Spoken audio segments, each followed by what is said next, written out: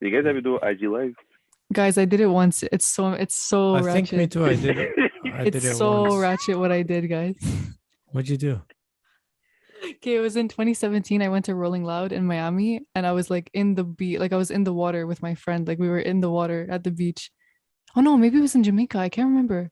It was one of those vacations. Maybe I did it at both vacations. I don't remember, but I went on live and I was like, I'm at the beach, guys. What's up? And I was That's like, not Okay. bad. and I was like turning up, but it was so disgusting. Like I don't know why. I don't know how, like why I was confident enough to do Was it your that. first time on the beach? Yeah, actually it was, yeah. Okay, then it makes a bit more Yeah, and sense. I had never gone to like a Quebec beach either. It was like literally my actual first time on a beach ever. Okay, And yeah, then it makes so I sense. was like, I'm on the fucking beach. Like I was turning up. It was like it was crazy. Yeah, it's as if you're on a different planet or something. Yeah, bro. But that was the only time I ever went live. But maybe I I'll think do me it was with because the Amazon seller once. Like he put me on his live and we talked oh, for you're like right. Like you two oh, you're minutes. right. Yeah, yeah. I forgot about that. Miles. He like shared your screen or something. Yeah, it was me, Miles, and Garrett. His name is that, I think. All No out way. It was Amazon. Miles and Garrett. Yeah, yeah.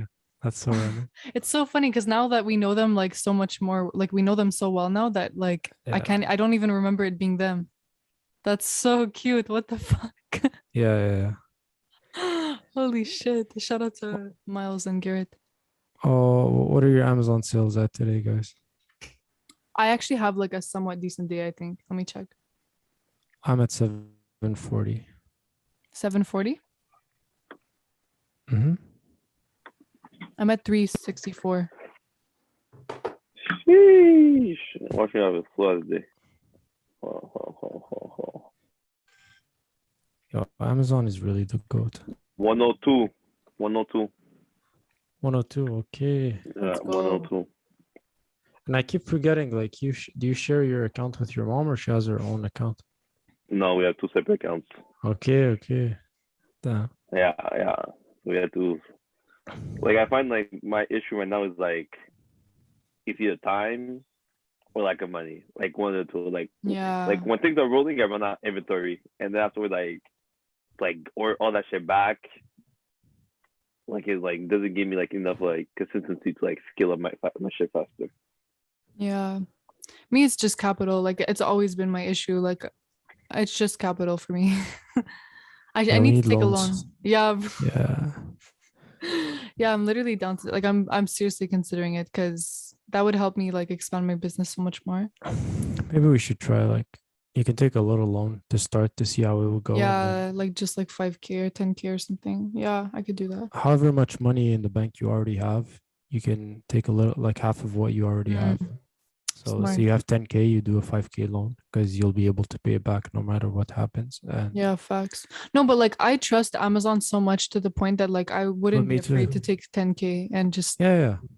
Yeah, 100%. so But I I'm don't just really. talking in terms of your first experience with a loan. Yeah, yeah, facts. That's No, true. fuck it alone, bro. You get a business line of credit. But that's what I'm talking Yeah, about, a line yeah, of same credit. thing. Ugh, I miss working at the bank for the good interest rates. That's the only thing I miss. No Yo, cap. I'm looking at buying a place right now, and self-employed is not it when you're trying to buy a house, man. Yep. Yo, this is not the way. It is the equivalent of being like broke. Yeah. Yeah, I don't know what I'm gonna do right now. Either I'm gonna go around for a bit or try to buy a house quick. I don't know. Honestly, like No, you get a I first one like rent. guarantee. I like renting, even though I hate it sometimes. I like renting. Don't ever I That was wanted. not a don't good. I ever was say waiting that. to see Don't Charles' ever reaction. say that. Don't ever say that around me. Not saying nothing wrong with renting, but if you have the option to I buy. have a Because I feel question though. like I have a question. If yeah, since I'm self-employed and I can deduct like a lot of my rent as business expense for my office, can I do that with a mortgage? Because I know you can do interest only, but like I can, like what can you deduct as business expense? yeah, you could do interest only, and you'll be able to, let's say if you have a room in the home, whatever, you could deduct that square footage as Mm, like as business expense. So it okay. won't be the full house, but it'll be the actual space they use as your office. Okay, but I have a question. What if I wanted to live in like a really nice condo for the purposes of like just having a nice place versus buying a house that's not as nice? Like and my argument is that well, I can basically deduct like 1/3 of the rent as business expense. Mm-hmm. What would be your response to that? But you can do that So if you own the buying a property bike, too. there you go. There you go. You have Really? more deductibles. Yeah, of course. Ah, hmm. You have more Okay. deductibles. Like for me, hold on, I gotta say. Well, I'll say it offline so CRA doesn't count my ass. But if you own the investment property and you own an Amazon business, I'll just say that you have a lot of tax advantages. And Okay. I'll keep it at that. Good to know. I'll keep it at that. Yeah, for sure. Me, the one thing I'm struggling with is the car. Like, I don't know how to put my car on the business. No. It's so easy. You're sourcing for inventory at the grocery store. Or like you say, get to an F-plate, and then whatever you do, sourcing, client meeting, etc. Do you need to be That's it. incorporated to have an F plate, or like if can you do it as sole No. proprietor? Yeah, sole proprietorship you can able to do so also. Okay, Oh, cool. They'll yeah. just pay a bit more, but it all depends on how you want to structure your shit. But you could do it as a solopreneur and just go that way. We need an accountant on the show because I want to Should buy we a new start- car. Should we start getting guests on the show? Yeah. Yeah, we I think if should. it falls to the right person, like I was telling Sasha, there's this guy that we know who sells on Amazon, and he was talking about being on podcasts. Oh And yeah. maybe we can get him on. I don't know. Charl, you know who we should get? Bird Real Estate. Woo! I was talking to my man today about him coming on the podcast because this dude, I told him Yeah. too. I told him too. It's the guy Who's that that? keeps sharing posts. Like I just know him from Twitter. Like we've been following each other for so long. But I never met him in this real life. dude. Do you know the him truth. like personally? No, shout out to the internet, bro. I told you Yeah. if your network equals your your Yeah. network. You know, I and, thought he like, was your you meet friend people on the because internet. I thought he was like your friend, but me, I know him from Twitter. Like he's been part of Montreal Twitter.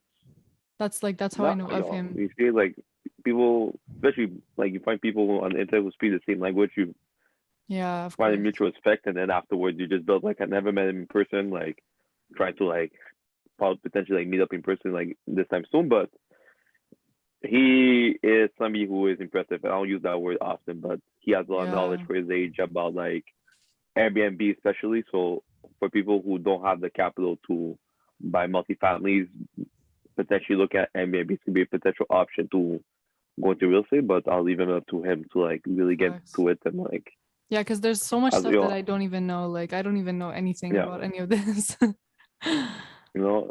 As long as we, at the end of the day, for me, like I'm gonna be selfish. As long as we get people on the podcast where I'm able to take notes and like Yeah, actually for sure. learn and have Yeah, like where like people can actually learn informationally- something from them. I agree. yeah. Yeah, guys, Yeah. we still have the spreadsheet of like we have a spreadsheet. I don't know if you guys ever wrote anything in it, but I do remember. Yeah.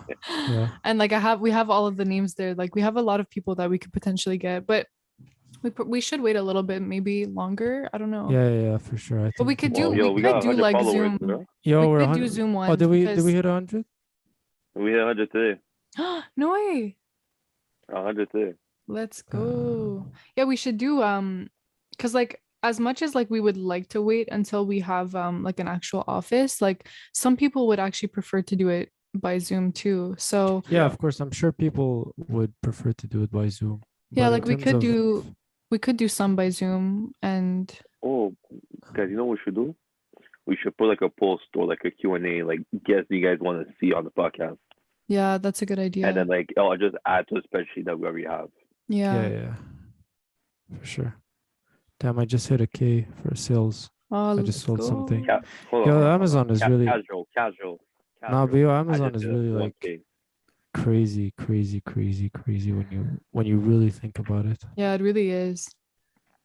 You Bro, Chris like- posted something yesterday and you were like, this is the only business where like or like you can sell 500K in sales and not Yeah. pay for ads. And it's like that really makes you think like, wow, it's fucking true. Yeah.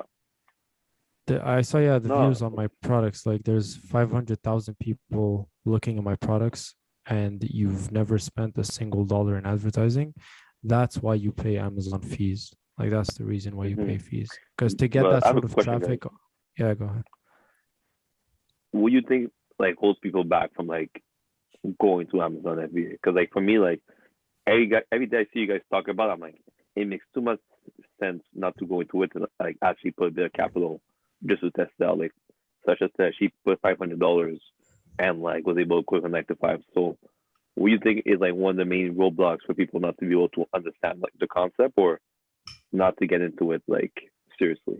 Yeah, do people think it's a scam? Like, I don't know, because I'm doing it, so I have no idea. I just I want an think outside so, yeah. perspective. Do people Yeah. that we know like still think it's a scam or something? Do they think like it's a I pyramid think people scheme? just don't understand. Maybe they don't think it's a scam, but they just still don't really understand because if you say like, yeah, I'm selling stuff on Amazon, people are like, well, what are you selling? And like it's like people to this day that I've known for like the past 2 years who I've talked a little bit about it, they still don't fully understand how it actually works. So I think it's just that there's so many details and like so many things like no one understands the actual logistics of like how you actually get your stuff to Amazon. So like people are kind of hesitant because they're like, well, how does that even work? I think that's why. Shout out to you. You explained it really well in your YouTube video Yeah, that that's Sasha dropped. literally why I made that YouTube video because Drop the link. I'll link it down below, but that's why I made that YouTube video because like when I do like free consultations with people, like I that's how I've started to realize like a lot of people don't really understand what it is that we're doing. And it's like in those calls I'm able to explain it. So what I did in the YouTube video was kind of like what I do in the calls, which is where like I kind of explain what to expect with this business, how the logistics work, what tasks you're expected to do, how much money you need to invest, stuff like that. And I think if someone really fully watches that video, I like what my goal was is that they can hopefully understand better what it is that we do. But it's true. Like I think people just I don't know, either they think it's a scam or they just don't understand. That's what I I think. think even the concept of social media has fucked how people think of businesses because one of the questions we get the most is, will I be profitable in 1 month? Like, will I make profit in 1 month? You're Bro, right. name me any corner store, any shop like that you would open physically and be profitable the first month. Like it's Mhm. yeah. It doesn't Not possible. exist.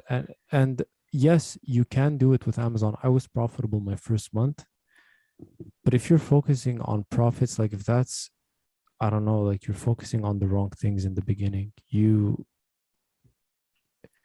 could be profitable the first month, but also you could not be profitable for the first 3 months, 4 months. It depends on you, like depends I on think the quality everyone of is a work you little put in. profitable in the beginning. Like everyone that I've worked Yeah, with, yeah. at least Yeah. like we all are profitable from the first month, but it's like because you're paying off so many things in the beginning, or not so many things, but you're paying off most of Yeah. the softwares and stuff. It's like you made $20 your But first it's month. like, what previous business could you do? Like, other than reselling, which is what we do, there is no business, legit business that you can open and be profitable within a month. It's I true. don't get where this notion comes from that people, that's the question that they're asking. Like, you shouldn't be focusing on profits if you really want to build a business. If you I look at any business person, any people that we know, all the famous businessmen, they weren't trying to be profitable the first month. They were trying to create something like to long build an term. actual Yeah, they solid were trying to business. build Yeah. something of value. And that you can't do that in a month. Yeah. So, bro, you can make a profit by just buying a pack of water and then going to sell each bottle for $1. Like, you can make profit that way, but is that a sustainable business? Mhm. No, bro. Like Like, you can't so do that at scale. Whereas with Amazon, But you can. there you go. yeah, Amazon is You see it, so I easy to think. scale. Like, yo, it's crazy Yeah. because you have the entire country at your fingertips, Yeah, literally. if And not the But entire continent, because you have Mexico and you have the US as well. yeah. So, yeah. I think people don't think big enough. Like Sasha mentioned, the point like of scaling. I think people are so quick to say, "Let me have an extra $100," that you forget that by waiting and reinvesting those profits and like putting more energy into like sustaining that business, that you could potentially go to $1,000 per month, 500, 700, etc. But so many people are just focused on trying to get rich in like 30 days that they forget that Yeah. the longer you reinvest, you might not have the results right away, but you'll have a bigger payday down the road. It's so true. And you know what? I've had some free calls with people where like I tell them this because I'm always very transparent. I'm not going to accept someone into my coaching without telling them that like you need to reinvest your profits for at least 1 year. And sometimes when I tell people this, they get so shocked. They're like, because like they expect it to be able for them to be able to like spend that money in 1 month. And I'm like, that's not how it works. I tell them, if you Google how long should I reinvest my profits in a business, it's going to say at least 1 year or more than that actually, because I think it's like restaurant businesses that I had read about it. Like it takes apparently on average restaurant businesses it takes them 3 to 4 years until they actually 3 become years. Yeah, bro. profitable. Like, yo, Like that's that's what I'm fucking saying. crazy. And so Amazon like is crazy. people like they like some people I think because how easy it is to make sales, people often think like, oh, I can make thousands of dollars tomorrow. And that's why they think like, oh, it's a scam because I didn't make thousands of dollars in 1 month. But it's just because of the way that the sales come so easily. Like you can make a sale so easily on Amazon. The hard part is actually scaling it up and being patient enough to reinvest your money and to keep that money in there and to let it grow into an actual store, not just you selling one thing. And that's where a lot of people struggle. Like making sales is fucking easy, like unbelievable, like unbelievably Yeah. easy. But it's the scaling part that most people struggle with because they're just not patient enough, I guess. And yeah, I think that's No, the but you mentioned a good point, and it's like I remember you guys telling me this. I haven't touched $1 from my Amazon business. I haven't touched $1 from my That's investment amazing. properties, everything. And you know, like I'm going on year 3 of like real estate. I haven't touched $1 to use for my personal needs. That's Real amazing. Amazon too. Like at the end of the day, people have to realize: do you want to have an extra $100 per month? That's okay. Or do you want to have that big cash out where you're able to say, I'm gonna have 3,000, 2,000, etc. 2, 3 years from now, and that's sustainable every single month, and then you decide what you want to do with that money. But that $200 that you're contemplating on spending or not could be bought for buying more inventory and helping you scale faster. So I think people need just to evaluate their priorities and also calculate how much passive income you need compared to active income. If your goal is to have passive income, yes, like Sasha said, making sales is super easy, but scaling it where you're able to say you have X amount of sales per day, per week, etc. That's where it gets tricky. That's where you need a lot of capital to keep the ball rolling. It's because people think in a short-term mindset. They're like, I need money in 2 months. Like no one wants to wait a year or two until they can actually touch profits. Like people just don't want that. And I think it takes a lot of like patience and discipline for somebody to not touch their profits. Like at least for me, I'm somebody who loves to spend money. So like for me, it's really hard to not touch my profits, but I think for you guys, it's maybe a bit easier, but or maybe not, I don't know. But at least for Chris, I know for sure it's a bit easier for him. But for me, like I've always struggled with this, but you have to think of a mentality of like, basically what I do is I think of the Amazon sellers that I know that are selling millions of sales per month. And I'm like, that's literally what I want to become. And I won't become that if I'm touching my profits every month. You know what I mean? Yeah. And literally those people also, it's not like they're taking money out to buy dumb shit. They're taking money out from their Amazon business to buy assets, stocks, real estate. Exactly. Like you see, they talk about it. So yeah. I don't know where it comes from. It's so interesting because people want different things. Some people just don't want a business. Some people aren't interested in having a business, which is fine. Yeah, like and some people that I know personally who like are who are interested in like, or like they want extra money, but they're like, again, they don't want to do they're thinking short term, but they're also like, they saw what I went through for the first 6 months of my business and they're like, I'm not fucking doing that. So it's also just because it's like no one wants to have a bunch of boxes lying around their house, like it was a lot of work in the beginning. Like I'm not gonna lie, like for me it was just the prepping and shipping that I didn't like, but but for me, like that was a lot of work. And like sometimes I forget that that's what I had to do to even get here today, and like a lot of people are not willing to, or like a lot of people will see what I'm doing today. They see me on my computer chilling, like it looks like I'm chilling on my computer, but like it's because all of my work now is 100% from my computer. But people fail to realize that like it took me a good 6 months of working with boxes and like lifting heavy boxes, 300 units per shipment to even get to where I am today. So people like, I don't know, they see me on my computer thinking, oh, it's easy money. I'm going to make 100K like by tomorrow. And like that's their perception of it. But then when you tell them like, oh, it's a long-term business, you need to keep profits in, da da da, they're like, oh fuck, I don't want to do this. I think that's Oh, Yeah, where but the disconnect is. I'm just annoyed, guys. I'm just yo, annoyed. Like the U.S. is officially in a recession. People can Yeah. afford to even take a dump properly, and like you have people wanting to have a nice car, have a supermodel wife, and you're not willing to fucking put in 6 months of work and minimum. We're not saying to have like 5 year plan, but at least putting 6 months of work or stacking up your money to be in a position where you're able to actually take care of your family or your expenses. Like it's not like people fail to realize that like before, like when like, grandpa used to be like younger, you got like one job and be sustainable for the rest of your life. You don't have it. It's not optional not to have an extra source of income. And it's facts. like I know people don't want to have a business, but it's like and like one of the beauty about Amazon is that you decide what type of business you want. If you want to have a 6 figure business, it's available for you. If you want to have That's true. an extra $100 per month, it's available for you. But this notion that you have to like suffer this and that. Yes, it's true that you need to suffer, but it's like that's the point of life. I rather suffer making sure I put more money in my pocket than suffer because I'm lazy, I'm staying on my ass, and I'm waiting for the government to give me a check. Like you Yeah. have to pick your struggle, and like even for me now, it's 1 year later or 1 year 2 months, and now I'm in the process like automating all my things. Like I used to have to like stay up till like 2 a.m. do my boxes, etc. So at the end of the day, it comes to a point where you have to choose your struggle, decide how hard you want life to be or how easy you want life to be. Yeah. Like Chris said, name me one business or one investment or one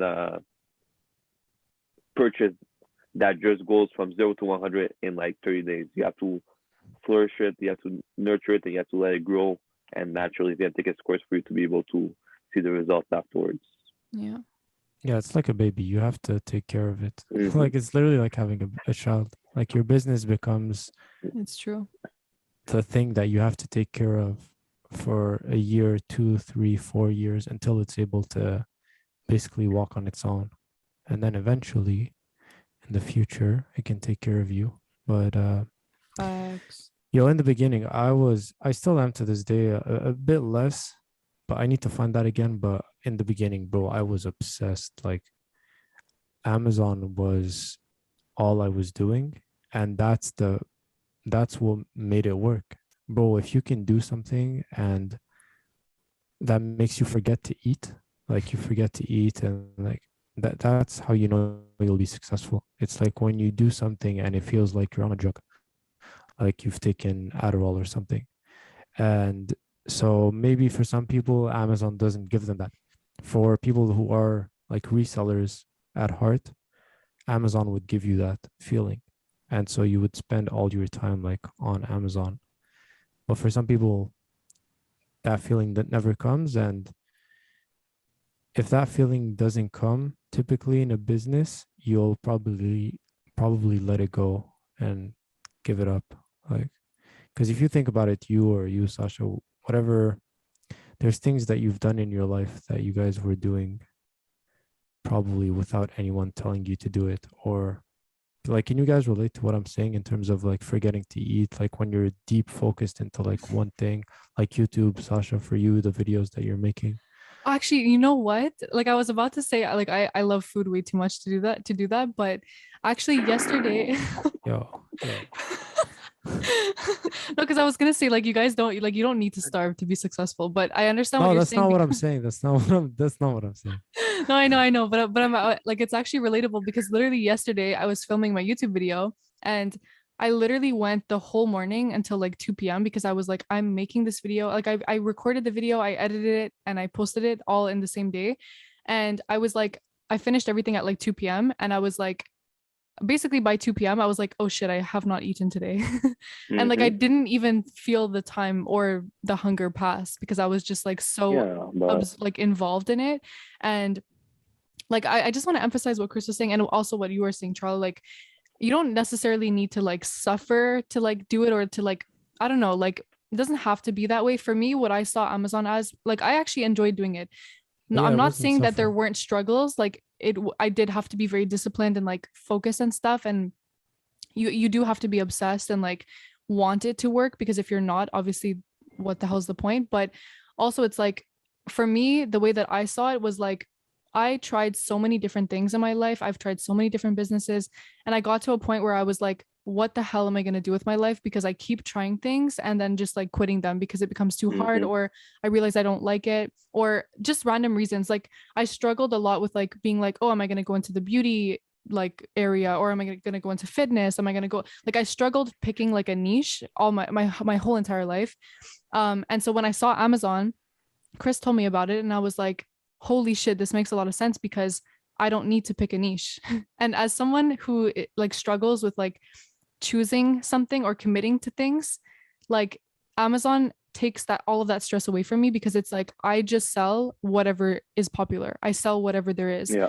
And eventually you can sell like niched items, you can sell toys, you can sell, I've been selling a lot of beauty products, and I actually it's making me enjoy my business a bit more, because like it's stuff that I like doing. So it kind of makes me like it a bit more. But I like the fact that I don't have to choose a specific niche. So I kind of saw Amazon as like a stepping stone of like, I can just make money, build a business, gain experience of being like self-employed, having a business, blah, blah, blah. And eventually one day, if I want to make my own private label products, because I want to make, I still have that dream inside of me of like wanting to make my own products. And this is the best way to kind of like start getting yourself into e-commerce. And so that's what I kind of saw it as. I was like, I'm going to start by doing this, and I'm 2 years in, and I'm not ready to stop, you know, like I'm not even ready to do private label. I don't even know if I even want to do private label, but that's how I saw it when I first started, was kind of like, it's a stepping stone of like just starting a business without me having to commit to something. And that's what I loved about it, is like, if you have no passion, you have no specific niche, you just don't know what you want to do with your life, you can do this and it will work for you without you having to, you know, like create anything specific, or like make it into a specific niche, basically, is what I'm saying. And so that's what I liked about it personally. 100%. And like you mentioned, a great point is, I think it went over people's heads, is like, if you don't have a specific goal in mind or a specific niche that you want to accomplish in life, that's okay. Like at the end of the day, Amazon's probably the most recession-proof business that you have, and like sometimes it could just be as simple as that. Yeah. You know, at the end of the day, we saw the pandemic, we had the uprise, and now we're seeing the downfall. We're all still making sales, and it's like, does your strategy have to change for what you're buying? Absolutely. But at the end of the day, if you want to be in the best position to take care of your family, you'll need to have investments, you'll need to have crypto, you'll need to have e-commerce. But I think that too, you could start backward and just start with the e-commerce and like delegate things afterwards, where it's just like Chris says all the time, it's just like a convenience store that could be a part of one aspect of your life, and you could have a whole separate life outside of Amazon and do different things as well. But it's a great stepping stone to know how to hire, what to look for, how to manage situations, customer complaints. So it's really, I don't want to say university for like business, but it could be looked at that way, you know, and like really a good way for you to learn all the skills that you need for you to venture out and then do it on your own, for your own benefit as well. Yeah. You know, legit, Amazon like a no string attached like relationship.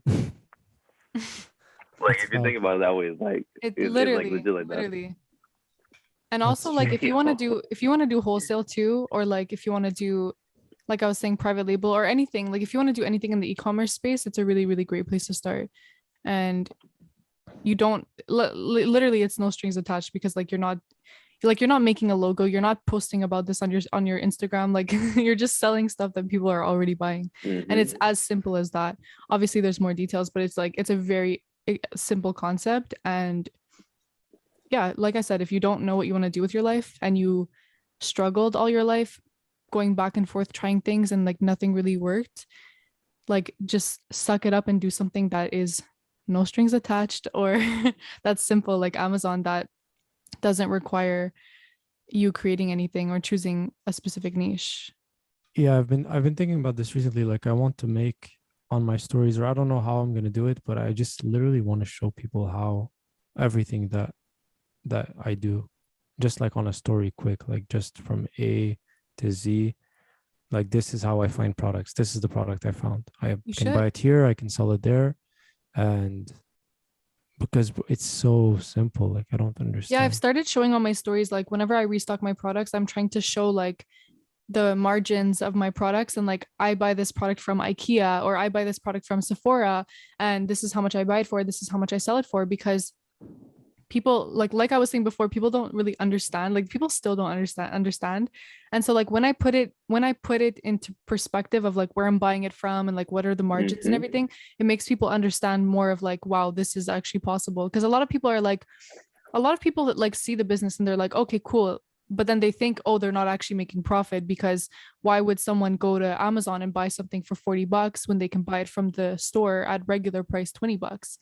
But you'd be super surprised to know that a lot of listings on Amazon are priced a People lot are just higher. dumb. Bro, it's like bro, people are living off of Amazon. A lot of people like me, you, Yeah. Sasha, we're living off of Amazon. How would I be living off of Amazon if it Exactly. didn't make profits? Like, Exactly. yeah. And No, but you see, and like, oh, sorry, go ahead, Sasha. no, I was just gonna say, like, people love the convenience of Amazon. So people are willing to buy from Amazon and they're willing to spend more. And I know this because I'm one of those people who unfortunately doesn't price check all the time. So if I see something on Amazon and I'm like, okay, cool, it's $40, I'll buy it, you know? But like, Yeah. and it's a bad habit. It's a bad habit. And like I've obviously been better since doing this, but it's like people like that who are too lazy to go check, to go price check, people who want the convenience of being like, oh, I'm gonna buy something from Amazon, so let me just add something else that I need to the cart. And even if it's Mm. $10 more or whatever, it'll be easier because I don't have to go to the store. And that's why we're able to make profit. Mm-hmm. No, I'll just say this to like wrap it up, because especially like me being the guy who has like 9 to 5 and like seeing you guys go ahead really from the beginning essentially. Like I think a lot of people are just afraid to ask. Like at the end of the day, it's just, I won't say ego thing, but I think it's just not wanting to feel like you're lacking in life. And like for Yeah. me, it took Yeah. it didn't take a while, but I let Chris do his thing, and like when he was saying he was accepting like clients or not clients, students, etc. Like for me, I jumped on the opportunity, because it's like when you see somebody from the same realm, same possibilities, reach a certain scale, you have two options. You either watch and you stay on the sidelines, or you get curious and you ask the proper questions. Yeah. And I think a lot of people, the same people that watch your stories every single time you post a story, won't have the guts to ask the question of how do I get in, or how does this work. I think Yeah, people they're are too so quick proud. to, yeah, I think they're too proud. So they'll say, okay, I'll take the information that he's giving me or she's giving me. I'll go on YouTube to try to figure it out, And then and they it might won't not figure work it that way. out. So exactly, instead of just asking this proper question, paying the price that you have to pay, and then doing it and then scaling that way. Facts. Facts. And also like, so like imagine like, you know, somebody and like they're doing a business and like whatever, like that's their thing, you know? And so like I think a lot of people are like, they feel weird being like they feel like they're copying someone, you know? Like I think a lot of Yeah. people have that where they're like, they're too proud to like try something that someone else is doing, because they're like, oh well, she did it first, so I don't want to look like the one that copied her and like did it Mm-hmm. afterwards. So I think that's another thing too. And I'm guilty of this too. Like when I see people doing some things and I'm like, shit, I should have done that or whatever. And like, I mean, maybe I'm not like that anymore, but like I know that I used to be like this, where like I would be like too like I wouldn't want to be the one that's copying someone or like, you know, stealing their whatever their thing. So I think that's also something as well that people probably do. No, I Yeah. agree with that. But at the end of the day, you could go to your local grocery store and see how many boxes of cereal are stacked against each other, how many pieces of bread, milk, etc. At the end of the day, competition is competition. And I won't say the more the merrier, but at the end of the day, everybody has, business ends up being the same thing.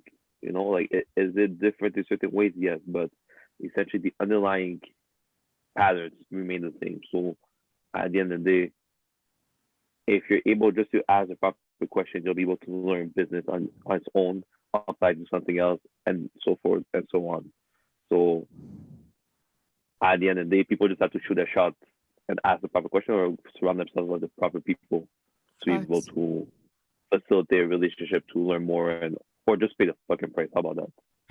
Just pay the Yo, price Just be you could willing pay to for the learn, work. be coachable, be willing to like just be willing to be a student and you'll learn a lot of great things in life, and you'll be able to accelerate your life that way. Because if you're too proud to do that, then you're not going to go anywhere. You're just going to stay at the same level forever. Basically, you have to learn. You have to be able to put yourself in the position of being the student again. And Mhm. when we say anyone can do this, like I was on a Zoom meeting today with someone from Pakistan, and he lives in Pakistan and he's selling on the US, buying from the US, selling on in the US. He has a prep center. So there's people outside of North America doing this in North America. Facts. And it's like, bro, like anyone can do this. And it's crazy because I feel like also sometimes people think it's a scam because so many people are promoting it. So, but Yeah, it's fine. yeah, because like if I talk about it, it's like, why are you talking about it? If you're making so much money, Okay, okay, okay. why are you trying to tell everyone? Yeah. But this changed my life to a point where it's like it fixed my hatred for my 9 to 5. It let me quit my 9 to 5. And I know a lot of people are in the exact same situation that I was in 2 years ago. And so if I did it, I feel like I don't know, it's not like my responsibility, but I feel that if I can help someone do what I did in any Facts. way, then it's like I'll do it. And of course, for me, it's like, yeah, you start charging for these things, but As you I don't should. know. But that's more to do with my time and like how much it takes from my time. But also Mhm. the free information that Sasha is giving on YouTube, like the free information that we Facts. give on Twitter, all these things, and just yeah, promoting it, just talking about it and making it more public, making it more, what's the word I'm looking for? Like Accessible. Accessible. yeah, or like making it more Like people making people aware or something. yeah, making people aware, like spreading awareness, yeah, about that you can change your life, and it's as simple as just selling on Amazon. And yeah, I don't know. Yeah, for me, it goes back to what I was saying, where like I felt so lost, like my whole life working shitty jobs that I hated. I dropped out of school. So like picture me, like I had no degree. I dropped out of school because I was like, this is not working for me. I went to makeup school. I spent like 5K on a makeup program that I didn't even use. Oh, Like I I did a lot, I made a lot of like mistakes in my life of like spending money on things. Like I've spent so much money on like courses and stuff that like I never ended up using. And so I've gone basically until I was like 23, not really knowing what I wanted to do because I was like just trying so many things and not becoming successful with them. So like for me to like going my whole life feeling kind of lost and feeling like cheated by the system because I was like I didn't go to school. I couldn't find a degree that I wanted to do. I felt like I actually felt cheated. I was like, why am I working shitty jobs that I hate? Why can't I go to school in something that I actually want to go? Like I couldn't pick a program. There was no programs that I wanted to do. So I just felt so like lost and like not really, I just didn't feel like I fit into what was supposed to be happening. And so that was my experience. And so when I started doing Amazon, I was like, this is something that works. Like because you can make sales so quickly, I was like, this is something that works. And we could see that it worked from the moment that we made our first couple of sales. Then it's just a Mhm. matter of scaling it. And that's what made me like so attracted to it. And that's what made me like stick with it. And so that was my story. Like I didn't hate my night. I mean, I didn't hate my 9 to 5 as much as Chris, but like I still did. But it was more that I just wanted to have something that I was doing that was mine. Like I've always wanted to have a business. That's just always been a dream of mine. And I just never knew like what direction to go into. I've always felt very lost. And so once I found Amazon and I felt like I had something, I was like I just started posting about it on Twitter. And this is because I found Money Twitter, and Money Twitter was basically everyone posting like a bunch of like ways that they were making money, and just being surrounded by a network of people that are trying to better their life, make money, do all these things.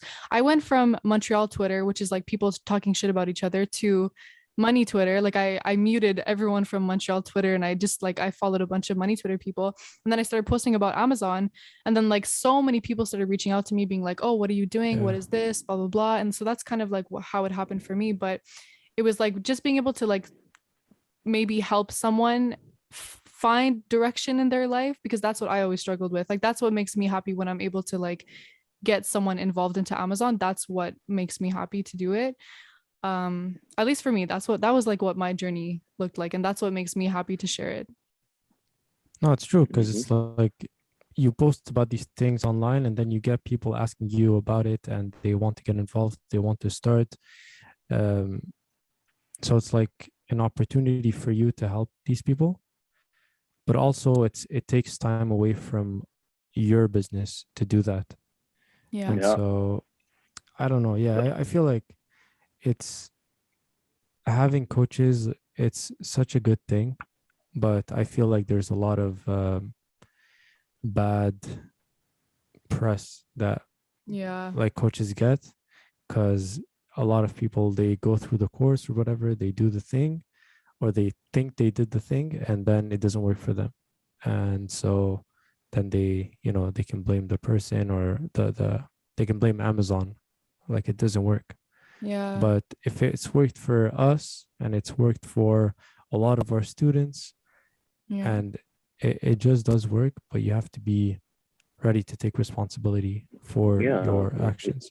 It's like when personal trainers say, like, if the coach prescribes you a meal plan and like a workout plan and you don't follow it, you can't blame the coach for not, It's the same thing. Yeah. doing their job, because they provided you with what works, the plan that works. You didn't follow it.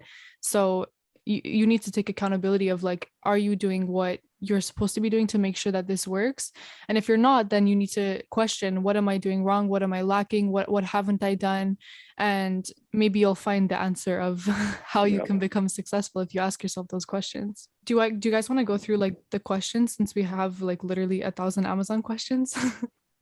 Yeah, for sure. while we're on the But topic, like, but I think we're talking about Amazon because the questions were all Amazon related. yeah, we pretty much. we started the episode into an Amazon episode because we got so many questions. So guys, we wanted to do like a question. If you guys saw our stories, we wanted to do like a Q&A segment for this episode, and we had wrote like, oh, business, relationships, whatever, but I basically got all Amazon questions. Yeah, it's all Amazon questions. And even like you guys got Amazon questions. So why don't we do the Amazon questions first, and then we can like go off into the other questions too.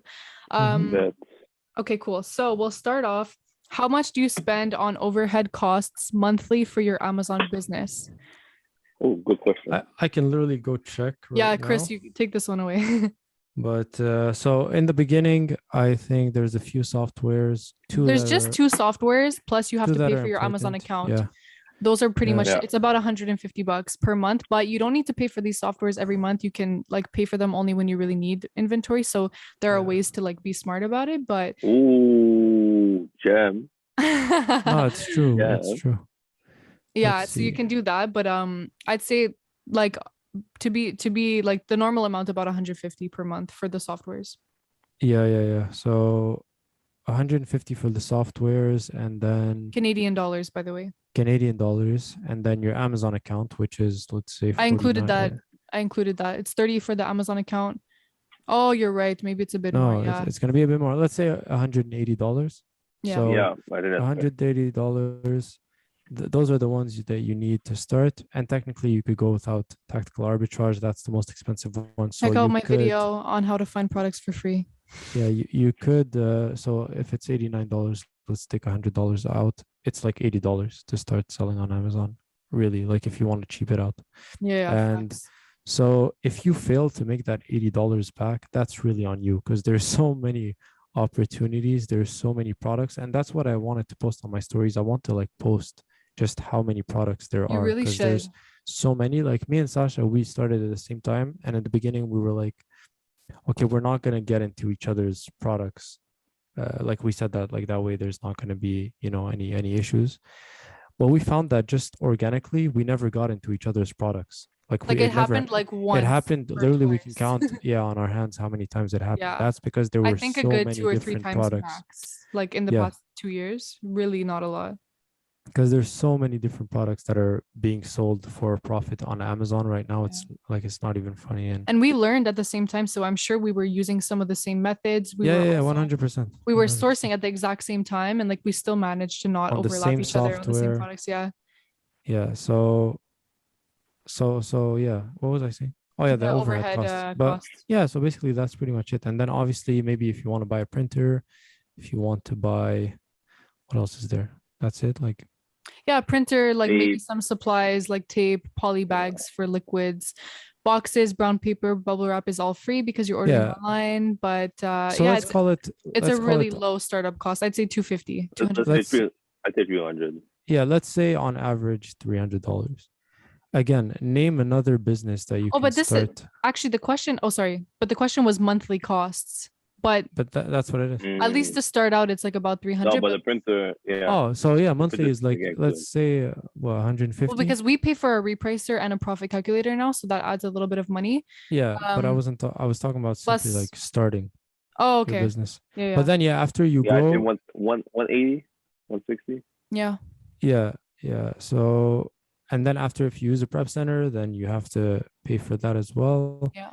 And VAs, if you hire someone, you have to pay them, of course. Yeah. But the ones that you need, it's really, really inexpensive to start. Yeah. So yeah, I don't know. Name another place that or another business that you can start for such a low. You can't start a restaurant for that price. You can't start a physical store for that price. Like you Yeah. can't start your I don't think Literally even Shopify because you have to There's pay for ads and advertising, marketing, everything. and that's Yeah. expensive, actually, I've heard. No, Yeah. So as a person who has a Shopify business, let me tell you, it is not yeah, cheap. how much were your over? And How much was your overhead? 250, 300. Okay. Okay. But you see, like I did the drop shipping, so a lot of the things weren't in my hands. But for people who have the facilities at home or that by the paper, etc., it could add up especially. So, and like Chris said, the biggest expense is actually marketing. So Yeah. if you include that or if you include the overhead, it adds up to probably like Facts. $900, $1,000. And even if you guys go on like Alibaba and you look at like what potential products you can sell on Shopify or private label, they like you have to spend like 2K minimum usually, or like it says you have to buy 500 pieces minimum. So it's like with Amazon, you can literally buy one product, send it in, and just see Yeah, how it buy goes. one unit. Like if you Yeah. don't trust us and you're like they're lying to me, guys, just open the account. You can open an individual account, which is free, by the way. You pay $1 yeah. per sale. Yeah. You can find products for free. Check out my YouTube video that shows you how to do that. Use Keepa. That's the one thing you'll pay for. So about $20 per month. And just buy one product and see how it goes. And like there you can't lose in that situation. As long as you follow proper guidelines, like you'll make sales, you know? Yeah. And if you And don't don't be trust us, try afraid. one product. Don't be afraid. Like try to find a way to break that barrier of you being afraid to spend some money. Facts. Like you're not, yes, you're investing in a business, but also you're investing in yourself. You're gambling on your Mhm. abilities. So yeah, if you I'll say believe in this, yourself, invest then in you can yourself. gamble. You Yeah. can gamble a lot more. Even if you believe you have no choice, how about that? Like you have no choice. You will be broke. You will die broke. The government won't come save you. So either you do something easy like Amazon, or you stay on the streets. Because especially today or last week was July 1st, you had guys. There was 700 people on the street while at home. That's so sad. There's what? Yeah, What? 700 people out. Yeah, 700 people apparently while like at home on July 1st. that's so mean. Oh, really? Yeah, because you couldn't afford to buy a home. Wow. Because they had to move out. Yeah, they got to move out to find something somewhere else to That's stay. so fucking sad. Shit. So, and these numbers are only gonna go up as prices go up. So you either That's really invest sad. in yourself, find something that you're able to keep your cost of living going higher, or you end up on the streets. And this is like a warning because it's not a joke anymore. It's not Yeah, you're gonna end facts. up on the streets. It's You're gonna end literally- up on the street, go fucking die alone. I'm sorry. Yeah, what watch is that, Charl? Me, Omega, but I got an orange band to be sexy. Oh, okay, it's sick. Thanks, B. But I got a yeah. gold case for my Apple Watch. Oh, yeah, where is it? I Shout need a out. watch. Hmm. I need to buy a You watch. gotta watch. I had to flex for the Yeah. podcast. Now I'm joking. But okay, are we ready for I'm joking. It was $30 on Amazon, so it's not that much of a flex. But anyways, okay, so question number 2. Nothing. How much time do you spend on your Amazon business daily when you first start building it? I'll answer what I think. So when I first started, I was working full time, and what I would do is like every morning I would go check my products. I would like look through my searches. I would say maybe like 2-3 hours a day, but not every day. I don't know. Maybe a couple days a week, 2-3 hours a day. That's Yeah. what I would say. Maybe 20 hours a I week. think it adds. Yeah, I think there you go. I think it adds 10, up 10 to having 20 an extra hours, I part-time think. job. I think for me, at the beginning, I was doing what 20 to 25 hours. Yeah. Now I'm probably doing 10 to 15. It all depends on Mhm. like how aggressive you want to be, but I think people have to think about like having an extra part-time job at the beginning, and then afterwards, with you being able to outsource a lot of the time it isn't consumed on useless things. I think a lot of the times what takes up the most time is just packaging and like doing the boxes. I think for me that was probably Yeah. Once you delegate that, trust like me, your life is gonna be beautiful. I gotta get on that ASAP. For me, I just want to give my answer. Like I said before, I was obsessed. So I don't know if it's a good example, but I was spending like all my days pretty much on it. So I don't know. It depends on your goals too, because you don't need to do that. You don't Mm-hmm. need. You could do 20. You can do. I think there is a minimum though. Like you can't just spend an hour a day on it. Because Yeah. if you're spending an hour a day on it, and then there was people like I was who are spending their entire day on it, then they'll get it done, and you But you won't. know what? Like Charl learned from a coach. So Charl didn't have to do as much like research as you and Oh everything. yeah, 100%. And But I'm not me, even like, talking about and me the. too, like I learned a bit easier because you helped me with like you sent your shipment a week before mine, so you were able to help me with it. So Mhm. me and Charl have that advantage, you know? Yeah, of Yeah, course. If fast. you have a coach, it You'll cuts the pay for learning some shit. process. Yeah, yeah. So it saves your time. Yo, Like I well, saved. put your quiz down below, bro. How about that? Yeah, How about that? course down below. But no, I was just saying, like, yeah, of course, if you have a coach, you'll save time. But um, what was I saying? No, The minimum.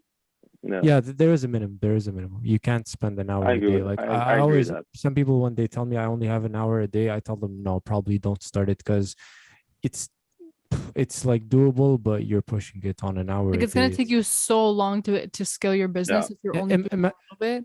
yeah, imagine starting a new job and they only train you for, and like it's a big job, it's not a small like easy job, and you only get trained an hour a day 5 times a week versus someone who's getting trained 8 hours a day 5 times a week. Yeah. Yeah, it would take you months to master how to even find products. Yeah, Yeah. exactly. So So yeah, it's not really doable. I agree. So yeah, so try to spend as much time on 100%. it. So If you love it, or better.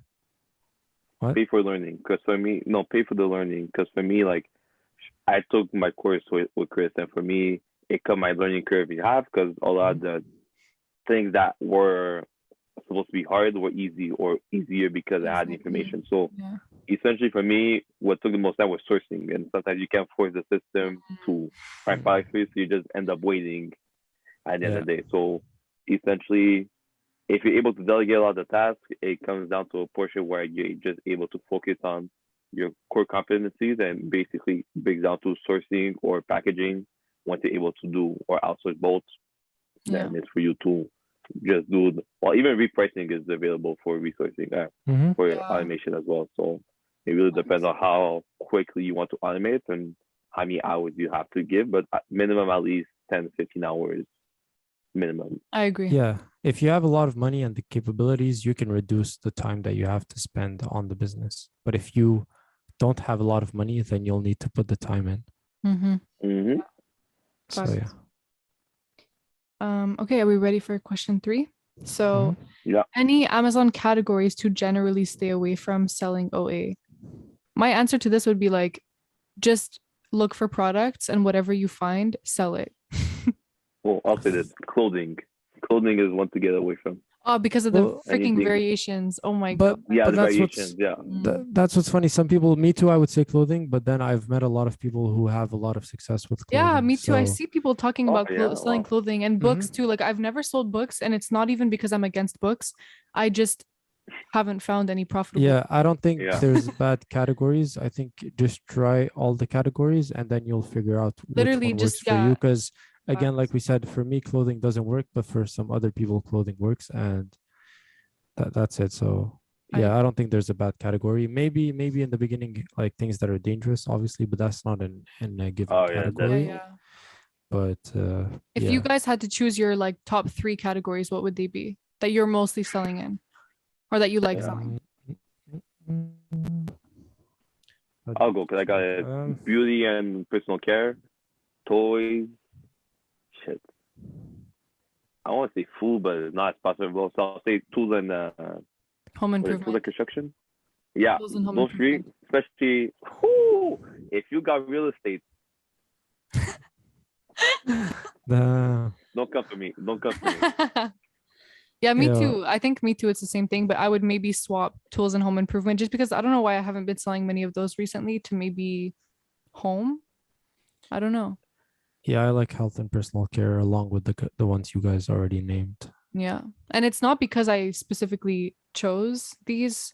Well, actually, I'm a little bit biased because of the beauty category because I've gone out of my way to find more beauty products because I know beauty products. I know what price points they're at. So Yo. like I have that control and Margins are there though. The facts. And margins for the people, beauty industry. women will Bro, spend yeah. money Bro, on. we were at so Oh. me and Sasha were at Sephora. I made Chris come to And Sephora with me and he's like, they're yeah. scamming you, Sasha. What are you doing? Bro, I'm standing there Yeah. and I'm looking at all these girls and I'm like, yo, Sephora is finessing the shit out of all of these girls, and they're happy to be getting finessed, bro. They don't care, like they're enjoying it. Like Sasha was like, oh yeah, I'm gonna spend $100 for like this little bottle that's This- gonna last like a week, you know? And I was like, yo, what the fuck are you doing right now? Like and yo, so girls, yeah, beauty is lit as Yeah, fuck because like beauty's an it's amazing girls that are buying, Mhm. and yeah, these companies have convinced girls to like go all out. So facts. yeah. Oh my God, I forgot about the pet category. Holy shit, how did I Oh, forget? pet is fire. I like pet too. The Yeah, pet pet category is fire. saved me when I But first started because like you don't what I have. like about pets. Yeah, go Oh, ahead. sorry, go. No, just that there's no restrictions for pets for most pet stuff in the beginning. So if you guys are just starting out, you have no brand approvals like pet supply, pets and pet supplies or pet food and pet supplies. Mhm. It's a very, very good category to start with because it's like replenishables. Because people always say that groceries are replenishables. Pet food is technically groceries, but for cats. Yeah. And For but there's no oh sorry, yeah, for pets, but there's no but there but there's no restrictions for pets, whereas there's restrictions for groceries. So it's a really good place to Yeah. start for beginners. What were you Anything gonna say else for about that question? the pet category? No, I was about to say. I think that for pets, I think that's the start kit for everybody new. But the pet peeve I have is that people get so new that I maybe I'm wrong. Maybe you guys have a different They thing, but I tank the think people are listings. so. Oh my god, they're so addicted to the notification that they don't Yeah, look at the profit. So it's I'm because like, like how the hell? a lot of really fast selling products, typically they're going to have a lot of competition on them. And so what will like, And especially lower margins. replenishables. Yeah. So what will happen is the margins are lower and then people will continue to lower the price because they're like at a price war and then the listing gets tanked because of that. But it's because there's so many people trying to sell that product. And I guess the best advice I could give for beginners at least is stay away from listings that have like way too much competition because it's gonna turn into a price war for you. Or just don't lower the price by 1 cent, guys. There's videos on YouTube that tells you to do that. Don't do it. Just match the lowest price. That's Or if you are a patient person and you're playing it long term, you could go for those products that don't make a lot of margins in the beginning, just so that at least you can get ratings and increase yeah. your product reviews. Well, what I your find with a lot of store like reviews. a lot of my students that I work with, I find that like the products that are a little bit less popular and have a bit less competition, those ones they have a lot less stress with because nobody's fighting to lower Yeah, the of course, but Mhm. you also get that's less kind of the sales. sweet spot. Yeah, you get less sales for sure, but that's kind of the sweet spot for when you have Yeah, no yeah, reviews, yeah, at least. Is that balance? Yeah, yeah, exactly. facts. Yeah. All right. So next question. There's someone who asked, is there an age to start this business? And if I don't I think had there is, Googled it. unless yeah. I had Googled it and some 18, blog posts said 18, but then they said like if your Yeah. parents sign for you, they can do it if they're younger. I'm But sure I've seen kids that are younger than 18 do this. And I think, do you even need a driver's license? Because I know they check. I you need think they can check your passport, You need passport. ID. Yeah, it's passport, permanent residence, or drivers. So yeah, technically they could upload their passport. But from what I understood from because I did some research because somebody also asked me that question, and I saw some blog posts saying 18, but I'm still unsure. So maybe I I'll think do more driver's research as on if that. you have a driver's license, you're good. I don't think there's an age. Let's look into it because I'm not sure. But yeah, honestly, like I'm if you're pretty sure below it's 18, 18. just go try to make an account, guys. And if it doesn't work, Yeah. then I'm sorry. Yeah. Okay, this question here, it says for online arbitrage, do you use inventory labs or seller toolkit to keep track of your inventory? I believe this person's from Montreal, so inventory labs does not work in Canada. For anyone from Canada, unfortunately, we do not have access to it, but we use Sellerboard. Charles, do you use Sellerboard yet or not Yep. yet? Okay, beautiful. It's a Game perfect changer. software.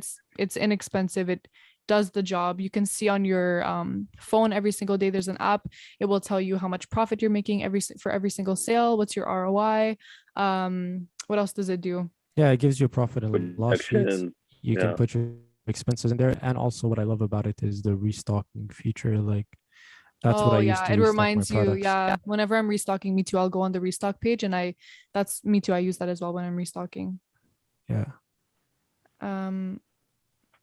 Last question that I have about Amazon at least is it okay to start online arbitrage without having any Amazon fulfillment center in my country? Well, so I'm not 100% sure what they mean, but I think what they mean is that there's no fulfillment center in their country, but they can just get a prep center from, like, you can just have a prep, like, let's just say you want, like, let's just say you live in a country that doesn't have a fulfillment center in that country. You can sell in Amazon from any country, as far as I'm aware.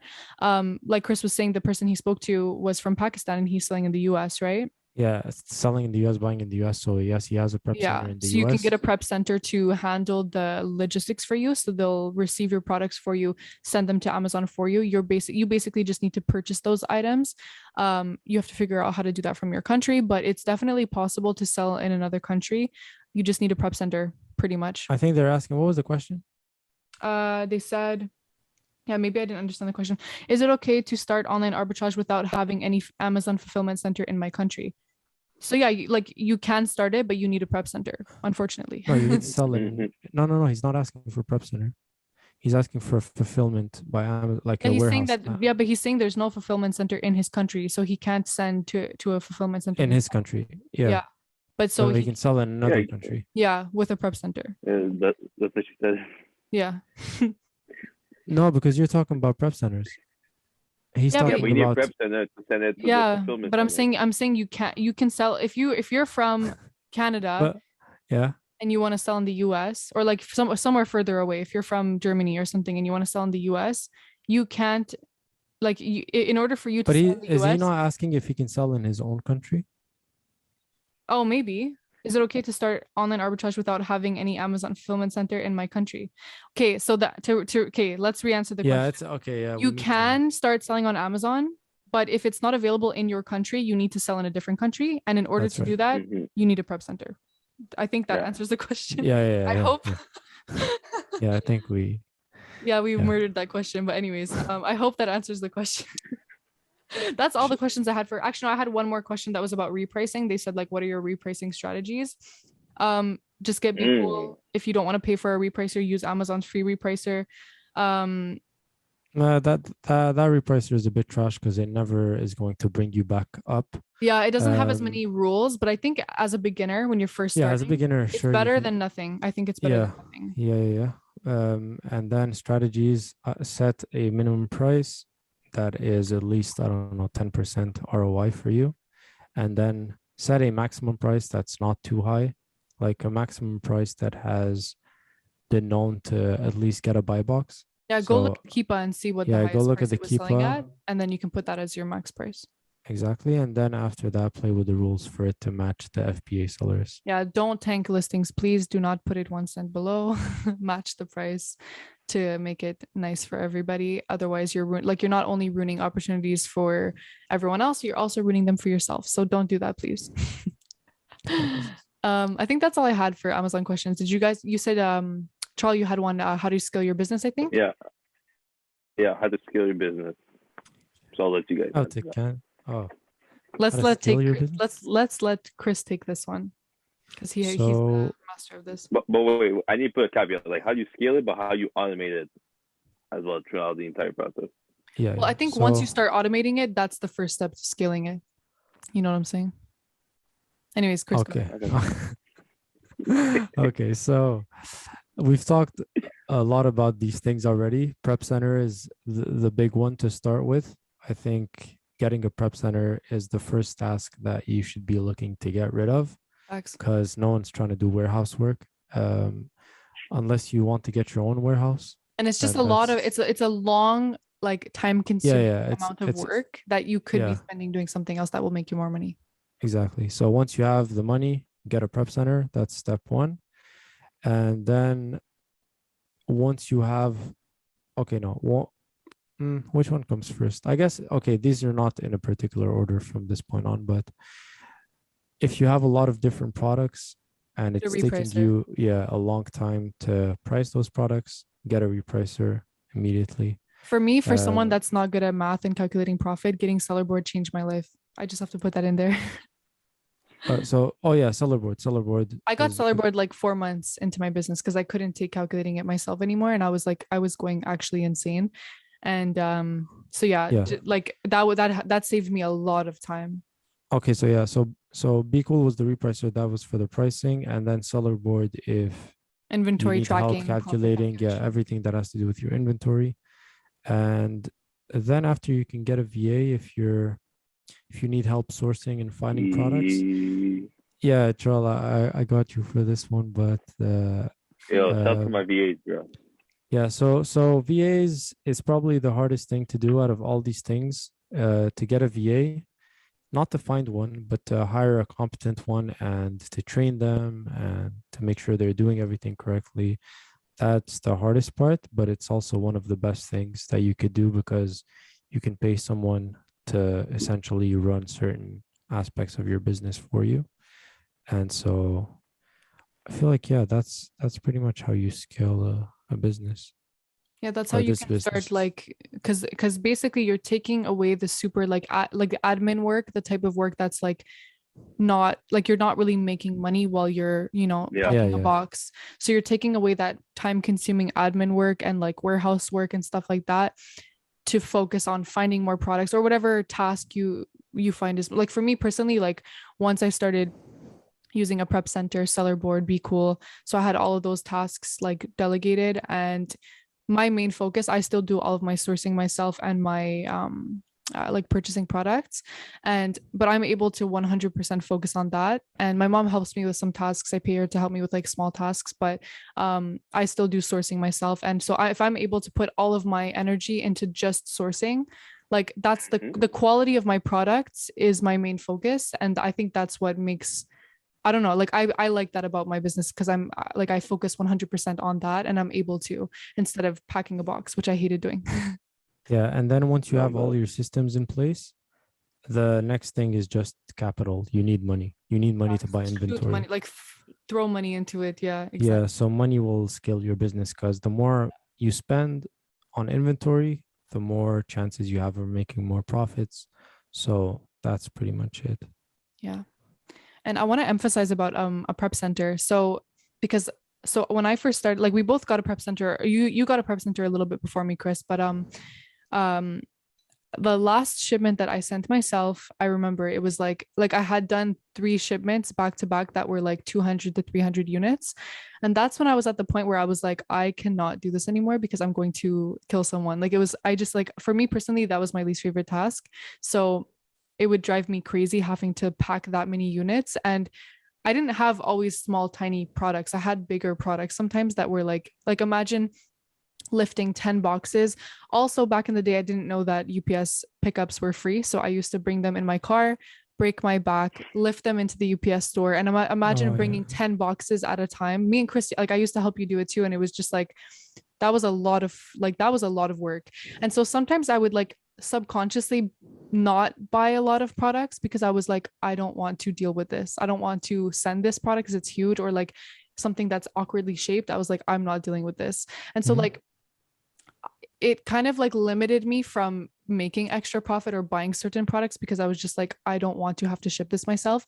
And so I'm not joking, the day I got a prep center, I was sending anything. Like I was sending anything I Yeah, could because you find. don't care anymore. And I went from like sending 200, 300 units per shipment to like, I don't even know how much, because I don't know, but like I was able to purchase so many more units. I think I maybe like 600 units per month or something. I don't remember. I'd have to check. But that was the biggest like way that I actually saw my business scale up. It was getting a prep center. Like that significantly allowed me to send so much more inventory because I just physically did not have to do it anymore. And that really helped. Yeah. So yeah, that's all the questions I have for Amazon. Chris, do you have any? Oh no, we answered everything Amazon, right? Yeah. Well, All right, so let's move on. What are the other questions? Okay, hold on. Let me get into these relationship questions. Let's go. Hold up. Wait a minute. Y'all thought I was finished? I don't know if I like. Okay, so yeah, go ahead. I don't know. We'll start with the juicier one. Ways to talk about your finances with your partner. And I'm gonna let you guys answer this question first, and then I'm gonna give my take. Wait, can you repeat that? Way to talk about finances with your partner. Ways to talk about finances with your partner. Sasha, do you want to go? Well, I don't know, because it's really weird. Because like I feel like I don't know. Like I think you have to have that like as a topic that you talk about from early on, because like for me there was never a moment where like I sat down and I was like, we need to talk about finances, you know. It was just like, it was always something. So yeah, we're not there yet. I think it's just like no, but it's always something that like we've talked about because we have goals to like, we have very similar goals. So I think that it's always been something that we've like mutually discussed, and like we know where we want to be in terms of finance. We have very similar goals, so that like that's always been a topic of discussion naturally, I guess. So I feel like it'd be really weird to be in a relationship with somebody who doesn't have the same goals. So I don't know, it's really hard for me to answer this question because like for us it came so naturally. So I don't know how to answer this, to be honest. I don't know if this is relevant, but for us, like me, I don't spend a lot of money and Sasha spends a lot of money. So I kind of no, but I kind of like taught her how to spend less money, but she's also helped me like be more okay with spending my money as well. Yeah. So it sort of balances out. But in terms of talking about it, like ways to talk about it, depends how serious it is. If just make it a natural topic that you like. If you make it a natural thing that you guys talk about your goals and like that's something that you just naturally talk about, it's not going to be a big deal. Because like for me, like thinking of this question, I'm like, I've never had to I've never had to think like, oh my God, how am I going to talk to Chris about finances? Like that's just naturally been there. So I think if you make it something that's like from day one, you guys always kind of openly talk about that, I think that's important, and it will take the stress or pressure off. I don't know. That's the best advice I guess I could give. Charl, could your girl make more money than you? No, but I was about to say that's why it goes in. I didn't want to say it like that, but that's why it goes into it. Because I've been the dude in a relationship that wasn't making the most money, and then I'm like in a situation where like my assets and like where I want to go in my finances is extremely important to me. So when you're in a situation where you don't have the money, or money isn't a priority in your life, you don't have the tendency to make it up. You'll just go with the flow, and then until, like Chris said, until it gets serious, and then you're like, okay, well, this is what I have, or you have like indicators that like it's a topic of conversation. But I think for me, even if I didn't have all the assets I had, but I had the mindset, for me, establishing expectations right away, I think it's important. I think that from the beginning, for me, I always tell myself, well, if I was to be single, like for me, if I go on a date with someone, it's not a date, it's an interview. Like we'll have a good time. I'll interview you. I'll tell you what it is, because especially if you have specific goals in mind and how your money is being spent and will be spent, you can't go in a relationship with someone who doesn't see it or doesn't approve of those habits as well. So I think that be upfront earlier on,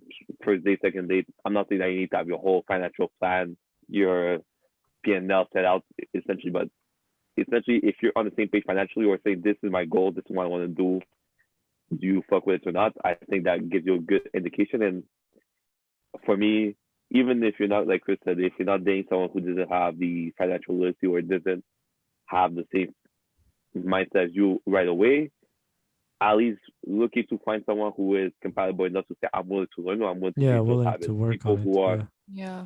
Yeah. at the end of the day, self-awareness is sexy. I think people who will tell you, I don't fuck with this shit, Mm-hmm. you'll do what you want with it. But for me, at least I know that having somebody who is flexible enough or has the mental capacity to change a habit into something positive, at least I think that's a great indication of what the future holds for that person and the finances as well. So it varies.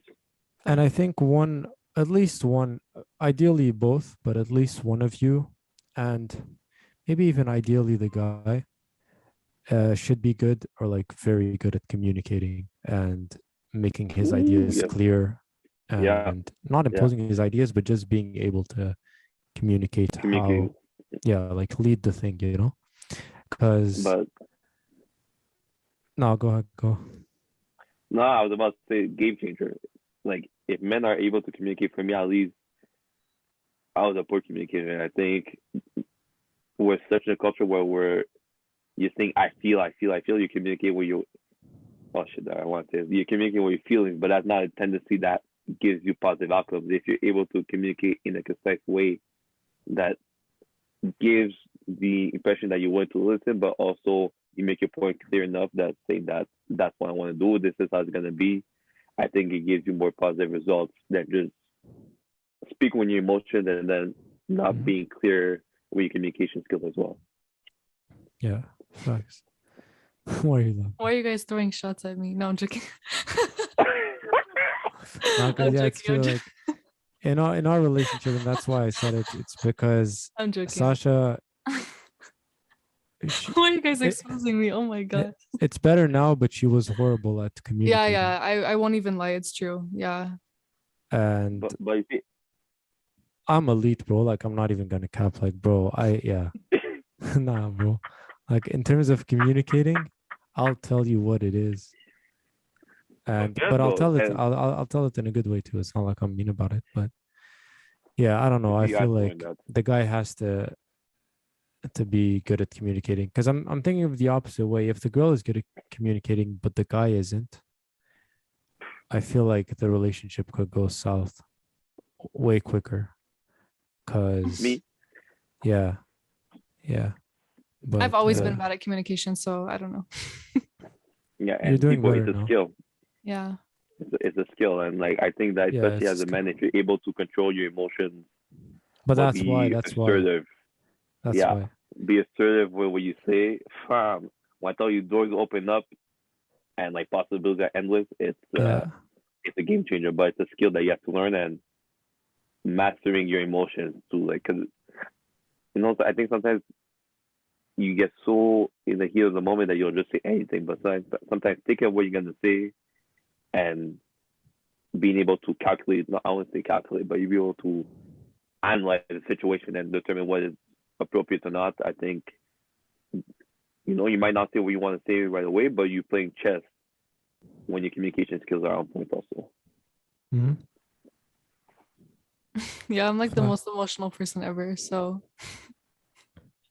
but it's okay. Like I think that like I've grown a lot. Because I used to be way more emotional too. I think I've started being a little bit more like not letting my emotions cloud my judgment and stuff. So yeah, but I think it's important, like I think some people would disagree, but I think it's important, or like at least in our society, like a man who knows what he wants to do. I think for a girl that's very attractive, and like to have that dynamic of like a guy who knows where he's going, and then to have the girl also like support him and everything. I think that's like a very, I guess, popular dynamic, or like that's what, I don't know, but like I think in general, if there's a guy who has literally no direction in his life, and I don't know, that's just not attractive. And it's weird because No, you can be a good communicator with some people, and then with some people you aren't as good as communicating. That's really So true. with That's Sasha, I'm really good, but with some other people, even like sometimes family members, I'm not even that good at communicating. So it's strange how you can be very good with certain people and then awful with other people. Yeah, but it's like it goes down to like I guess, compatibility, like how your Yeah, personality 100%. blend together, and like Yeah. everyone's personalities are slightly different, you know. So Yeah, too. and I'll just give a comment to what Sasha said, because I think that if, especially like guys, if you want like to separate yourself from different people or different men, etc., having direction is probably the best thing you could do. I'm not saying you need to have 100 M's in the bank account, but at least having a plan to say, this is where I am, this is what I want to be. And like we said before, don't give the whole blueprint. Give a couple gems, accomplish those goals, and afterwards they just place in your favor. Because I think a lot of people, especially in the society, who lack direction. I think so many people go with the flow. So if you're able to say, this is my plan, this is what I'm working for, and this is what I'm working towards, you automatically separate yourself from the pack. And if you're able to actually fulfill those accomplishments, it just brings out better options in life than if you weren't able to do those. Yeah. Facts. Wait, I have a question. Would you guys be able to be, I guess Chris already asked this question, but like if you were in a relationship where the girl is like leading the relationship, like would that drive you crazy? No chance. No chance. Been there, done that. No way. I've never been in that situation, but I don't feel like I could be in that situation. Yeah, I so- don't think Chris would even allow it to happen. So Yeah, it wouldn't happen. Because I think that like once you figure out like where you want to go, yeah. it's just like, I don't want to say it's my way or the highway, but like for me, like the last few years, I've been really selective, like who I accept in my life. So Yeah. essentially, if you want to, well, I'm in a relationship now, but before, like, I don't mind being single until like I find the person who's actually able to be compatible with what I want. You know, Yeah, like Chris said, before I've been in a situation where like, oh, if you look good, we'll make it work, this and that. Now it's like, yo, the looks aren't even enough. You have to bring Yeah, there's a lot more that people can bring to a relationship. Okay, my next question. What if I became like super famous and I popped off on YouTube and I was like super rich? Like if that happened to your girlfriend, what would you do? And you're broke, like you're still broke. It's gonna go. It wouldn't. Yeah, it wouldn't work. I don't think. Because would you even want it to work? Like, would you? I don't know. Yeah, that's what I'm wondering. Like, would it be the girl that would be like, "Oh, my boyfriend's still a bum and I'm popping off. Like, let me go to LA. My boyfriend's a loser," or like. I think the only time it would work is if the guy. No, if the guy if that happens, is if you know that the guy also is going somewhere and like also has ambitions and is also trying to get there, but isn't there just yet. I think that's possible. But yeah, if you're dating like a loser or something and then you pop off, then that's not gonna last.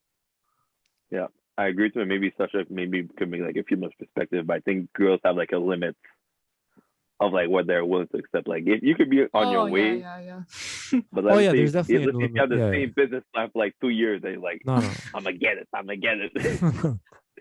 No, and for then sure. to be like, it's the DMs.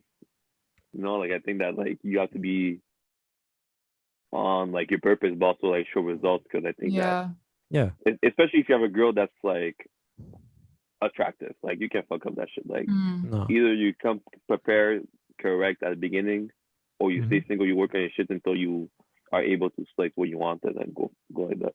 Yeah.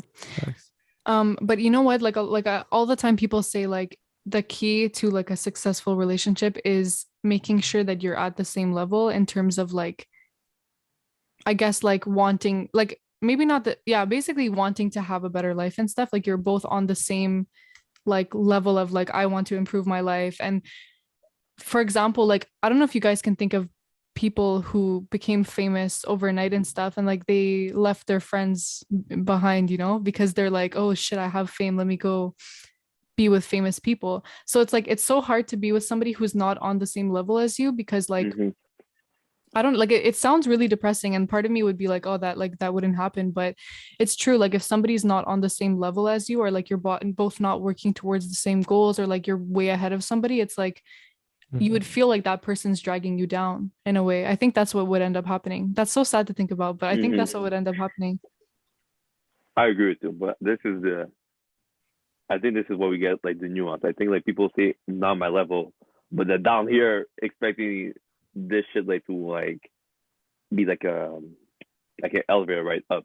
You know, like I think there's a beauty in two people having a similar level and like both wanting a better outcome for life and steadily growing at make a pace, but I think that it's such in a society where it's like result based. It's like you have to be here, I'm down here, you'll bring me here, and then every time you go up, I'll go up too, and vice versa. So I think that, like you said, if you're able to be surrounded around people or be in a relationship where there's a common goal in place, Yeah, as long as you and have the same both goals people, and the same yeah, like you both want to end up in the same place or like somewhat be in that same path, like because how can you want a certain type of life and the other person doesn't want that life? How can you realistically be together? And if I'm not, it doesn't even yeah, have to be like a self-improvement life. It could be like any type of life, you know? But it's like if that person doesn't have the same like the same goals or doesn't want the same things, like realistically you just can't. It wouldn't yeah, work. 100%. Yeah, it's like us. Sometimes we talk about it. Me and Sasha were like, yo, if we weren't together anymore and I had to find a new person, I can't date a 9 to 5er because that might no, but it's not even like a diss or like anything, but that might change my whole shit up. Like it might make me want to go back and get a 9 to 5, like. It's true. So I can't, yeah, I wouldn't be able to do that. So you would have to find someone who Who's obviously has again the on the same same, values. Yeah, yeah. but the same thing. But so let's say, and we said if the girl is popping off, let's say the guy pops off and he becomes famous and his girl is the loser. So like what do you think it's different or it's Yeah, the same? I think it is different because men are like in our society, men are typically seen or like supposed to be above the woman. Like that's just the way our society was built. Mhm. Or like the man is typically the one leading the relationship or making more yeah, money. That's just what's normal in our society. So I think that it's less weird, not weird, but like it's like like a girl wouldn't yeah. mind as much. It's Like normalized. a girl would be very happy to be with a guy But what who's about the guy? But I'll say this: guys are able to date down and and be happy. the guy is supposed to be the provider in our society. The guy, Yeah, yeah, men yeah. are the providers. So like for a guy, I don't think he would like he know I think I'm just speaking out of what I think, like I think men would see themselves as, oh, I'm the provider in this relationship. So Mhm. even if my girl's not making as much money as me, it's like I'm the True. provider, so that's okay. That dynamic is okay. That's what I like, that's how I see, that's what's normal in our society. Yeah, because no, I agree with you. I think men are able to be in a relationship where the woman has less and be fulfilled in that relationship, but I Yeah. think women can, or certain women have a problem like going down in a relationship. Like if you're used to this lifestyle, you have to go up. You can go Yeah. down in But it's lifestyle. I just think because women were never guys the are. providers before. Like women were never the providers back in the day. So it's like it's just still not like that normal, I guess. I think it is it's way more normal now that like there are women that are providers in their families, but it's like a lot less Mm-hmm. common. So I think that's still something that is like nobody like I don't know, people find it weird. I don't know. I don't know why, but I can understand that it because it's so normalized in our society to have it that way. I get it. But do we have questions still? Yeah, I had another question. Uh, How many more do we got? I got two more. Well, I got two more that are interesting afterwards. Okay, cool. Mhm. Now we'll end on the two. I Well, think this we've one, gone on for a well, while. we talked about like lifestyle, etc. So we answered that one. But advice on balancing friends, love life, personal time while being an entrepreneur. Oh, yes. Yo, That's a great question. so a couple of months ago, I would have zero answers to this. Yeah. But now I've been talking about this so much, like scheduling your days in advance, bro. It's the way, it's the wave. I'm telling you. If you haven't tried it, try it, Yeah. because that's the only way you'll find balance. Because if you don't try to schedule your life and try to take control of your life, you're just gonna go wherever it takes you. So the next day, if you're fully focused on your business, then you're not gonna make time for anyone else. If that next day you're supposed to go out to party, you're not going to focus on your business. But if you can the night before schedule both, and let's say the gym as well, eating, I don't know, whatever it is, then it's possible to balance it out. But also some people don't need balance. I think even me, sometimes I don't like my life when there's too much balance. Like Me I feel too. like I'm not doing enough when I'm too balanced out. I feel like I'm doing too many different things. So I like sometimes when I'm focused, super focused on just my business, for example, because then I get a lot more work done. Whereas when I'm trying to balance everything out, I get maybe 3 hours of work done on my business and then I have to do everything else. So, but that's my answers. Try to schedule your days before and you'll see more balance in your life. Yeah, it'll make more time. Like if you're making sure that you're getting your shit done, it'll make more free time for you to be able to spend time on relationships and I forget what else you said, Yeah. but like Yeah. yeah. And don't schedule like boring stuff. Schedule like things you actually want to do. Like schedule things that the night before when you're in bed thinking about it, like what do I really actually want to do the next day? And then try to make it Yeah, like it doesn't as have to be a realistic as miserable possible. day. Like it No, can no, it's not, yeah, change it up, bro. Like do different things on different days. Whatever you feel like doing the next day, if you can sort of put yourself in that position the night before of how you're going to feel the next day, then you can schedule your days to make them as good as Yeah. possible.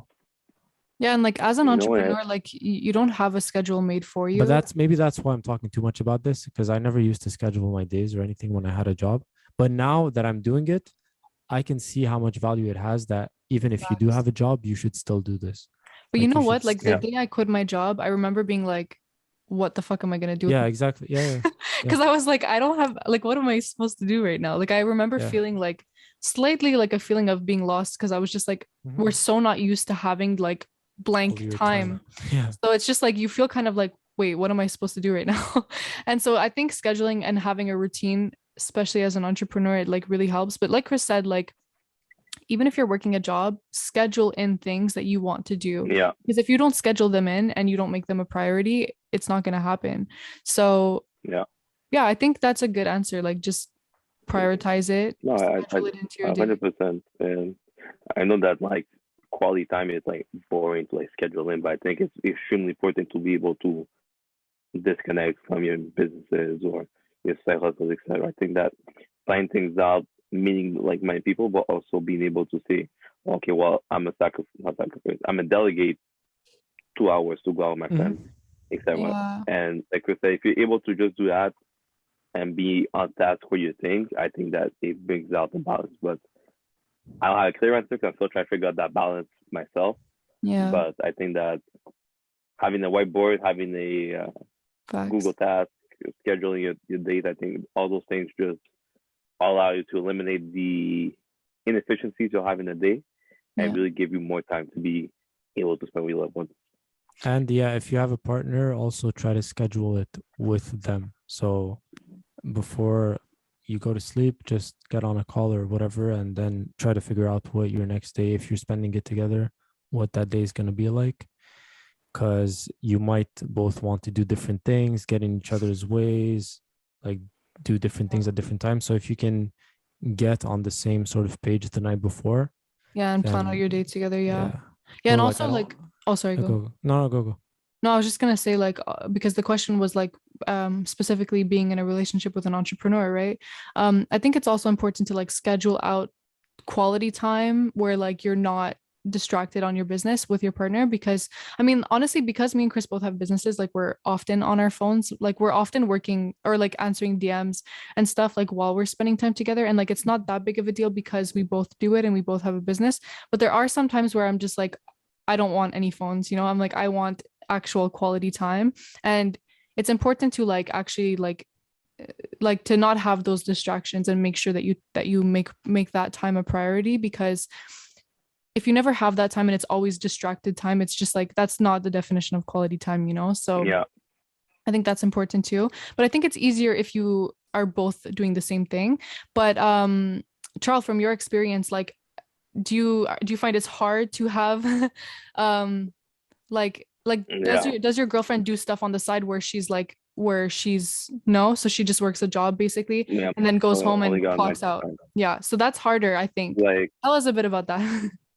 yeah, so essentially, like, my girlfriend has like her routine. She'll go to the gym, etc.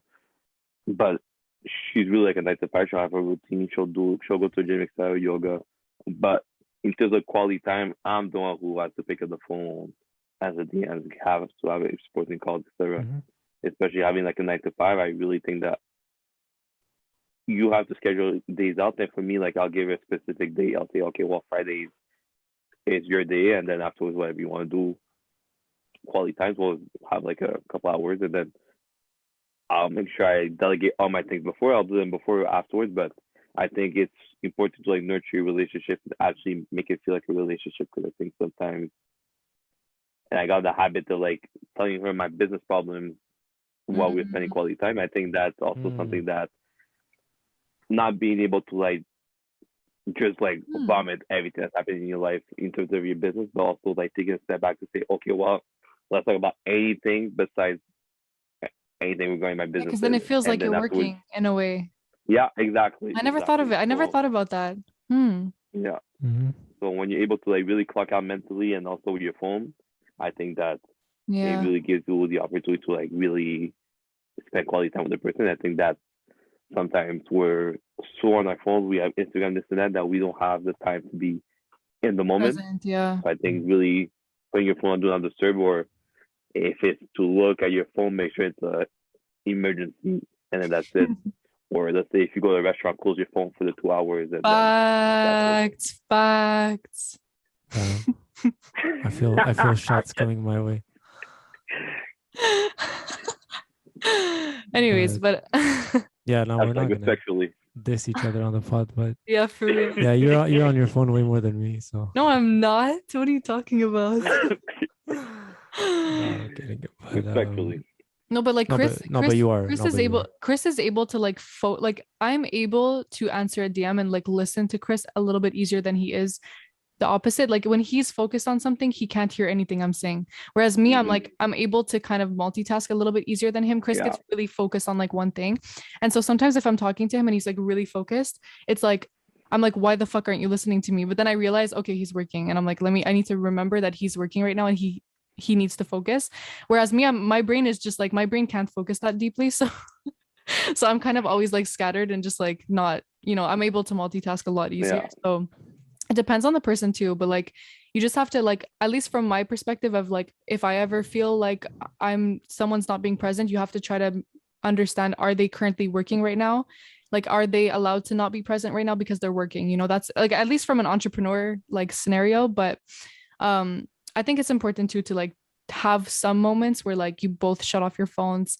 And I think me and Chris, our problems, like we do talk about our business problems together a lot, but like, I don't know, it doesn't bother me, but I can understand how it would still feel like you're working. But I don't know, for some reason for me, it's like all of my problems come down to it's just business. the same So it's just thing. like, It's like I don't know, all it's in weird. one now. It's hard to draw the line when it's really hard to separate your life from your business. Like when you're like my brand, my business is becoming like, I'm becoming my personal brand is my business in a way. So it's kind of like, it's hard to separate those two, and I don't know, that's very interesting. It made me think. But anyways, I think it's important to clock out some time. No, but you see, and like that's for me the balance I'm still trying to figure out. Then it wasn't until like having multiple conversations I realized that like even answering a DM listen at the same time, but if the roles were returned like reverse, I would be like irritated also. Yeah, you'd be pissed. Yeah, me too. In the other person's shoes, and like that's for me. I probably like stuff like making more like reflection upon that. I think that's probably the biggest like issue I had recently. Really like putting myself in my girlfriend's shoes and saying, okay, well, fuck. If I was an entrepreneur, I'd be fucking annoyed all the time. Yeah. Sometimes I'm with my family and like I'm like texting and my mom is like, hello, like, are you there? And I'm like, oh my God. Like it's just like, because it's like my phone, it's like my phone is always on. Like I always have DMs coming in. There's no like from 9 to 5 I'm getting DMs. I'm getting DMs at any time of the day. So it's like, and I have problems answering my DMs sometimes because like sometimes I'll get so overwhelmed with like the amount of like things that have to do or comments, and I'm just like, sometimes I mentally just need to not look at my DMs for a while because I'm like, I mentally cannot take this. And that's bad. Like that's really bad because I'm like, I'm making people think that I'm not there to read their DMs, but it's like sometimes my brain just can't. I need to shut it off. But it's so hard to do that because like when it becomes a business, it's so hard to like switch yourself off from your business because you literally can't. So you need a social media manager. I literally need a social media manager. But also like the thing is boundaries. I like answering DMs like myself. That's the problem. But like if I were to delegate other tasks and have that, like Gary V, for example, he he controls all of his responses and stuff. Like that's one thing that he does all himself. Like all his tweets and everything, all his comments and everything, that's Gary Vee doing it. So I like that it feels like personal like that. So if I were to ever get a social media manager, it would definitely be for everything else, and that would be the main thing that I focus on, because I like but that it's personal. I think you guys are gonna reach a point where you have to set boundaries.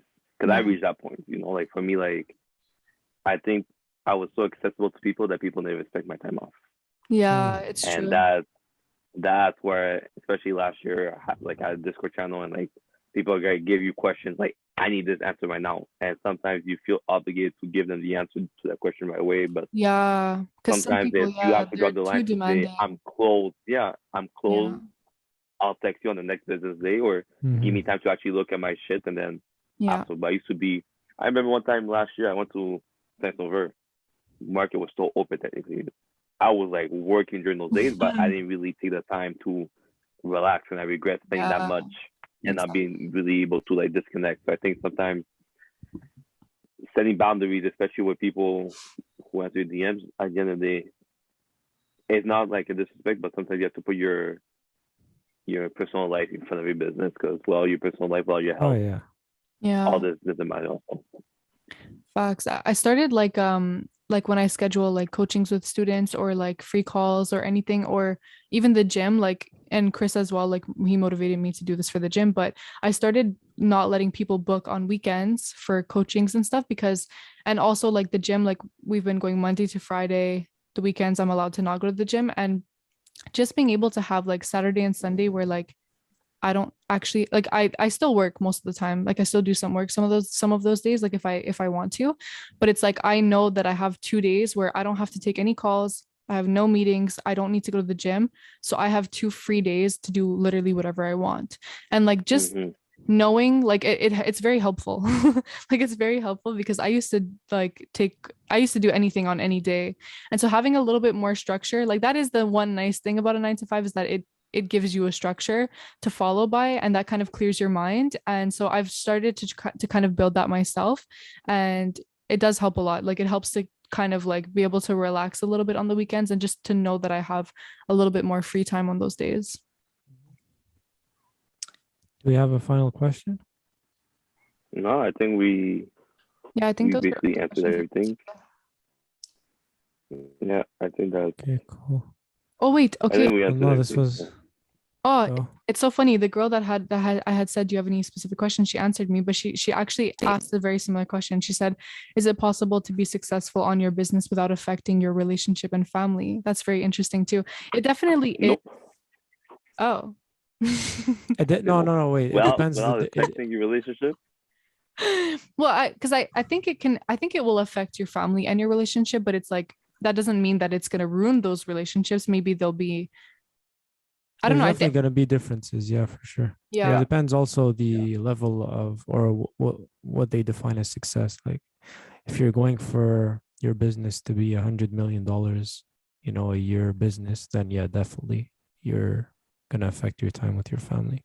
If yeah. Yeah. you're doing something that's more sustainable, let's say 200K a year or something, Well, I think 400K. I find I'm able to have more time with my family than before. No, but are you listening to what I'm saying? Oh, sorry. Wait, what were you saying? I'm saying if it's a big ass business that you're trying to build, then you're not gonna have time for your family. But if it's a normal, like good sized business, then yeah, it's gonna Oh, be. You're obviously gonna mm, have more time to spend with your family. facts. I love you guys, but Oh. I was just gonna say it all depends, like Chris said, how deep you want to go in the saddle. Yeah. Pause.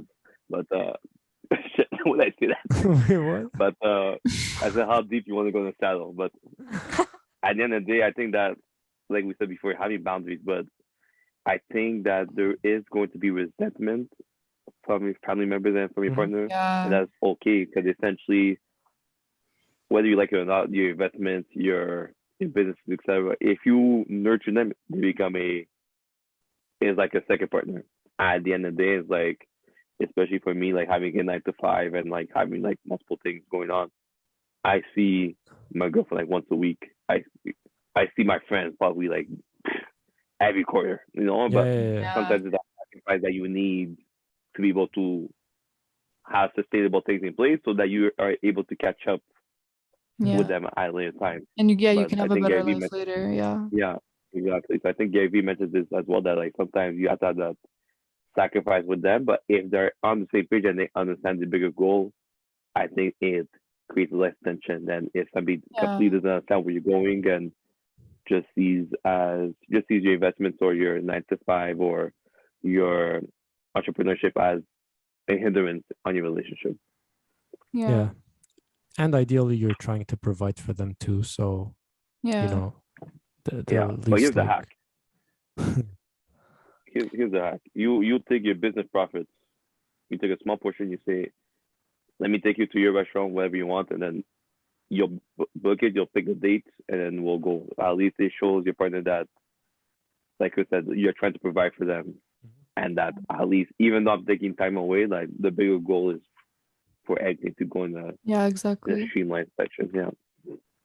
Yeah, and as long as you set like we were saying before, as long as you set the expectations in your relationship of like what you want to do with your life and like what your plans are, like if that person doesn't like that, then that's not the relationship for them, And if you're both in agreement of like what you want to do with your lives, it helps to have the same goals. But it's like if they understand what you want to do and they're like supporting you, then that's fine, But it's like if they're not supporting you and everything, then that just means the relationship is not for you, Like if somebody's really like to the point where they're like, no, you can't start this business because you can't spend time with me, that's a toxic fucking relationship. Get out of that relationship. So just like you need to set the expectations of the relationship before, or at least like have conversations about it from the beginning and understand that you are somewhat on the same page, or at least that they support you in what you want to do. And if that's the case, then there's no reason why it should affect your relationship. Yeah, tell me. Interview people. You gotta interview. I feel like as you get older, dates become interviews. Like, dead ass, bro. Especially for me, you better believe I'm have a questionnaire. Because at the end of the day, people don't like once you have like businesses or things going on, it's like time is legit money. And I'm not saying that I'm not here to have like a good time or whatever, but I'd rather put that energy with somebody I have a potential future with. So instead of I'm not like with a talking stage that I'm gonna text you and you reply to me 2 days afterwards. No. This. If we're on the same page or if we see life in a similar way, then even better. But sometimes I think that a lot of people try to play games and some people are like too old to be playing games. So at this point in our lives, like that's not an option. Like games are not an option anymore. Late 20s. You'd be surprised. There's people in their 30s playing games, bro. Yeah, bro, I can't even imagine that. Like that's fucking sad. I'm just glad I'm retired, bro. And for people who I for literally people who feel on like the purpose, I'm retired. Yeah, my jersey in the rafters. Yeah. But for people who are on their purpose, well, I'll say this for guys because girls is different, but stay single as long as you can, and then work until you have something to show, and at least you take out a lot of the bad options. Because I think a lot of people, once they see you're serious, they'll just eliminate themselves from the potential pool. Yeah. So I think that the more you're able to have for yourself, the more confidence you're able to build, it's easier to weed out the people who are a bad fit just by having a simple conversation. Yeah. Yeah, that's true. Guys, I just realized I never introed the pod. Did I? Yo, I guess not. I don't think I did. Yeah. Okay, we wait. Like, guys, welcome back to the 11th episode of the Untold Gems podcast. Thank you for tuning in and subscribing. We're actually done with the episode now. So yeah, we'll see you guys next week. Leave some comments down below. Share your thoughts. Thanks for watching. Yeah, let us know if you like if you're a male. Let us know if you would be able to have a girlfriend that makes more money than you. I'm interested to know. Okay. Yeah. Like, what's your opinion on that?